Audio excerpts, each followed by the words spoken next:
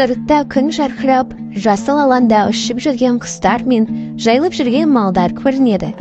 Шыңғыс баурайында әсем табиғат. Абайдың әкесі Құнанбай ауыл ортасында тұр. Ал Абай болса, Ұлжанның жанына жүгіріп келіп, Ұлжан анасы болса, жылы жымиып, Абайға жақындай былай дейді. Абай, балам, әкене амандасуыңды ұмытпа. Неге, анашым? Мен әкеммен амандасып қойдым ғой? Жоқ, балам, әкенмен амандасу бұл тек сәлем беру емес, әкенді құрметтеу керек. Абай анасының сөздерінен кейін әкесіне қарай жолын бағыттайды. Ассалаумағалейкум, әке. Уағалейкум ассалам, балам. Мектепте не жаңалық бар? Молдадан жақсы білім алдың ба? Иә, әке.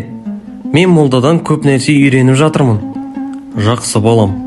Оқу білім адамның ең басты байлығы. Абай әкесінен кейін анасының қасына қайтып келеді. Ұлжан оған күлімсіреп қарап тұрады. Анашым, мен енді әкемді құрметтеуді түсіндім.